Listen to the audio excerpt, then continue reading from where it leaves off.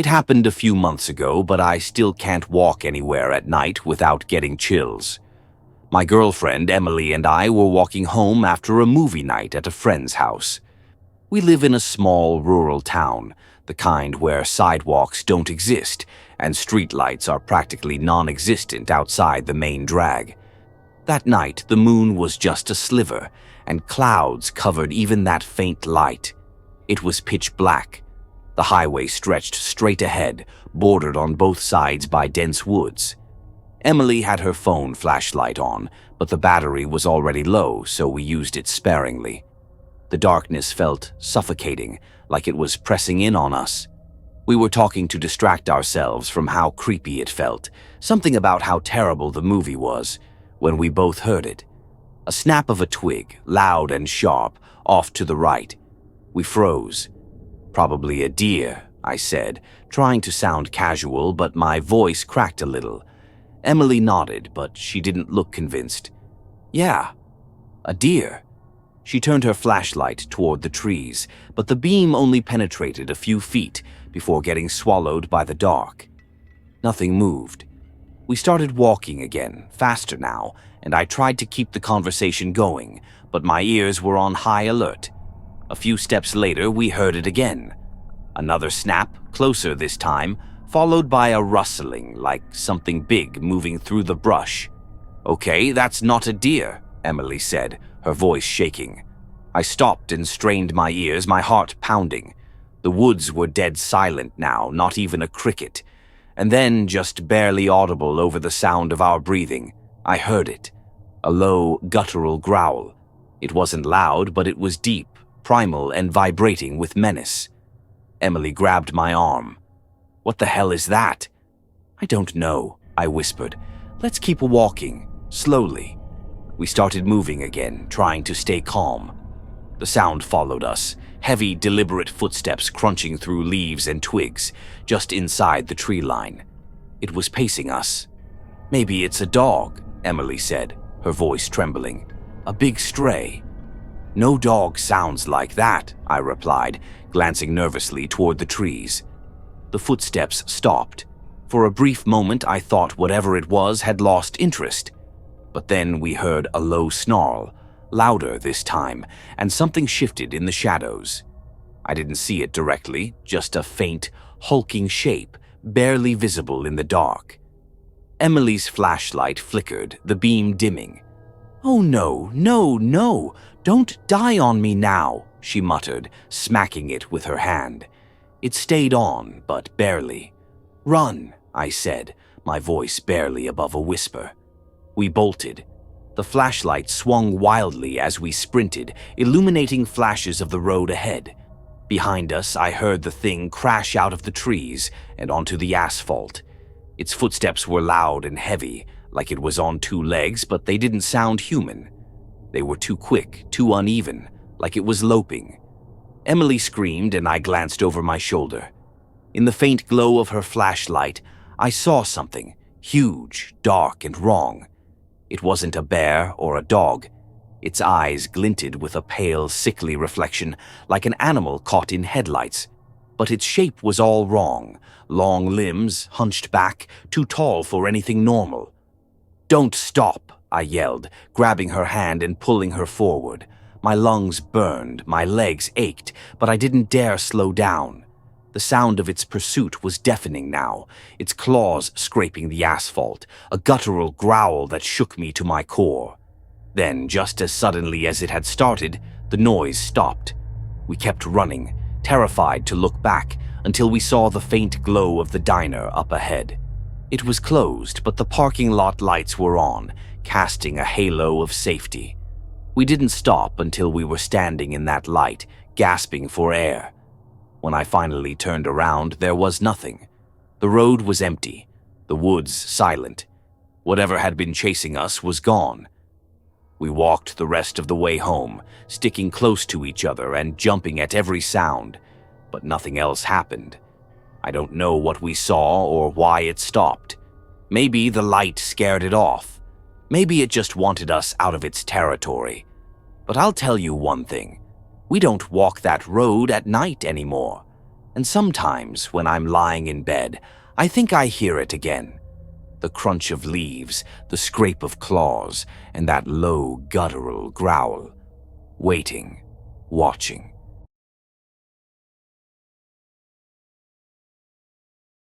It was around midnight, and my brother, Jake, and I were walking down the highway back to our house. We'd stayed at the gas station a little too long, chatting with the clerk and killing time while waiting for our friend to pick us up. But when he texted saying his car wouldn't start, we decided to hoof it home. The gas station was the only spot in town that had any lights, and once we left, the night swallowed us whole. There were no streetlights on that stretch of road, just the narrow highway flanked by tall trees on both sides. The moon was hidden behind clouds, so dark didn't even begin to cover it. It was the kind of black where you could hold your hand in front of your face and see nothing. We had Jake's phone for light, but the battery was dying, so we used it sparingly. The first 20 minutes were fine, just us shooting the breeze to keep the nerves at bay. Every so often, a car would rush past, its headlights slicing through the void. But after that, nothing.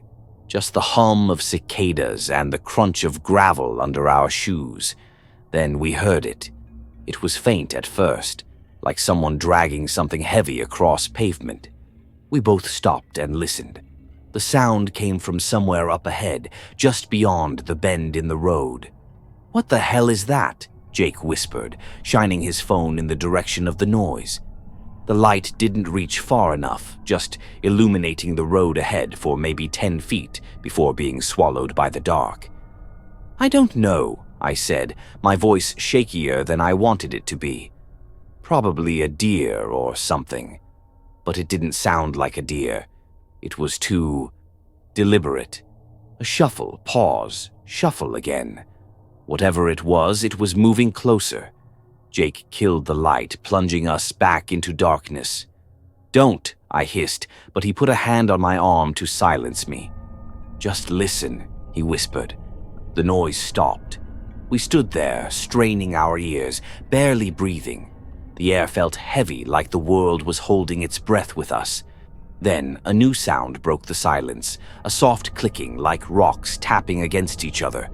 It started off slow, then picked up in rhythm, like something was knocking on the road. "Okay, screw this," Jake muttered, turning his phone light back on. He aimed it ahead, and for a second, I thought I saw something glint, like eyeshine. But it was gone as quickly as it appeared. "Hello?" Jake called out, his voice echoing through the night. "If someone's messing with us, it's not funny." No response. Just the cicadas and the wind rustling the trees. We started walking faster, sticking close together, his phone swinging in shaky arcs ahead of us. The clicking returned, this time louder, closer, and then came the worst sound I've ever heard in my life, a low, guttural moan, like something was in pain. It was human, but wrong. Too deep, too wet. My stomach turned. "Run," I whispered, grabbing Jake's arm. We bolted. The beam from his phone bounced wildly, barely lighting our way. Behind us, the clicking and shuffling grew louder, faster. Whatever was making that noise was chasing us. "Turn it off," I shouted. "The light's drawing it." Jake hesitated, but did as I said, plunging us into blind panic. We sprinted in the dark, relying on muscle memory to stay on the road. The sound was right behind us now, and it didn't sound like footsteps, more like claws scraping the asphalt. We didn't stop until we saw the faint glow of a porch light ahead. A house, civilization, safety. We crashed onto the porch, banging on the door like madmen. An older man answered, looking at us like we were lunatics. "There's something out there," Jake panted, clutching his knees. The man frowned, stepping out with a flashlight. He scanned the road, then the trees. Nothing. Just empty darkness. "You boys been drinking?" he asked, but his voice lacked conviction. He was scanning the shadows a little too nervously. "No," I said. "We heard it. Something was chasing us." The man sighed, muttered something about kids these days, and stepped back inside. He offered to call our parents, but we declined. Jake and I sat on his porch until sunrise, too scared to move, staring at the stretch of highway we'd just come from. When dawn finally broke, we walked home. Nothing looked out of place, but the memory of that moan and the sound of claws stayed with us. We never walked that road at night again, and every so often, when the wind is just right, I swear I can still hear that clicking.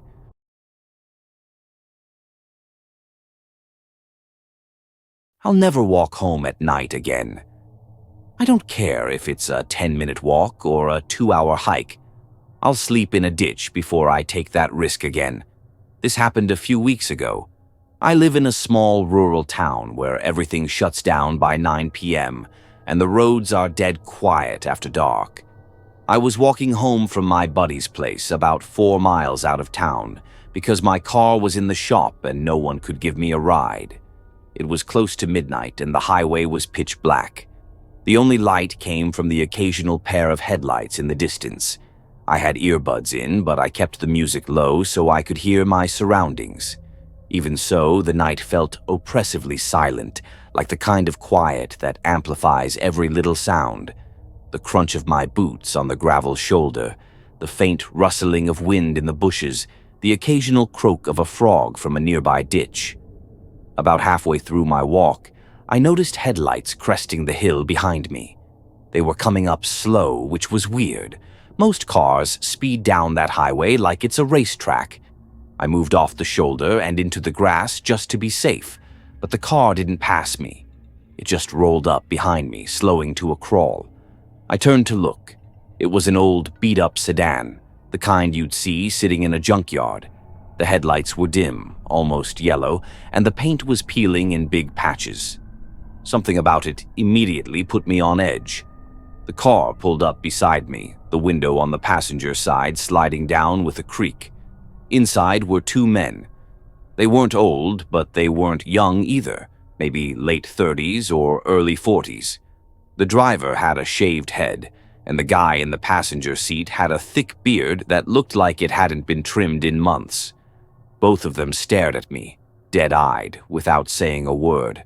Can I help you?" I asked, forcing my voice to sound steady. They didn't respond. They just kept looking at me. The way they stared was unnerving. Blank, like they were sizing me up or trying to decide something. The driver leaned over slightly and I caught a glimpse of something in his lap. At first, I thought it was a wrench or a tire iron, but it looked sharper. Maybe a machete or a long knife.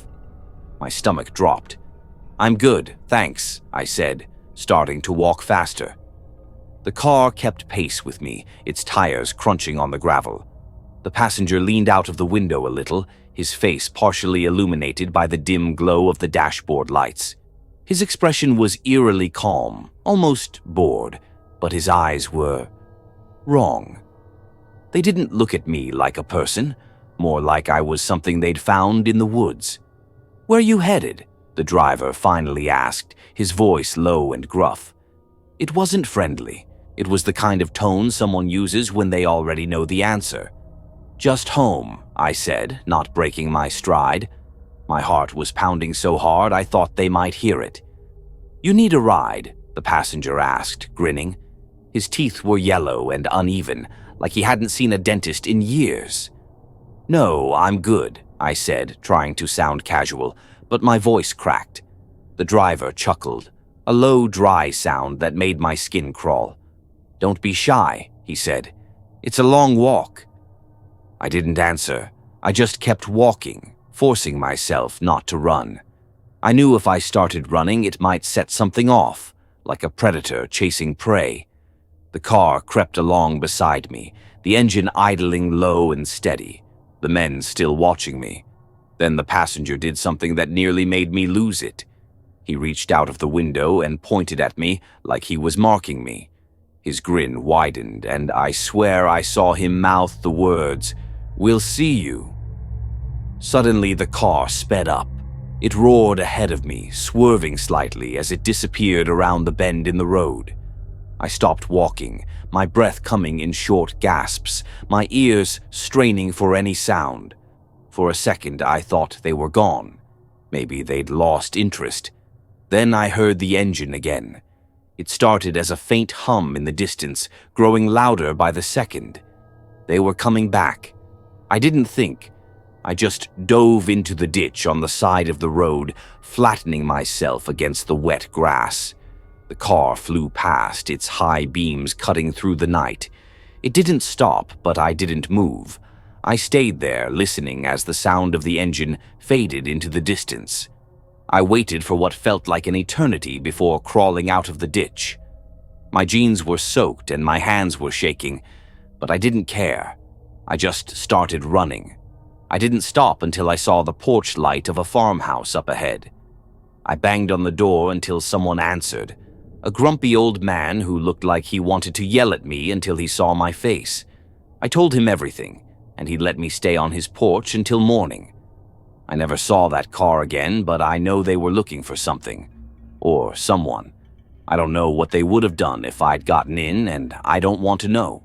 But I'll tell you this. If you're ever walking alone on a dark road and a car slows down for you, don't stop. Don't talk. Just keep moving.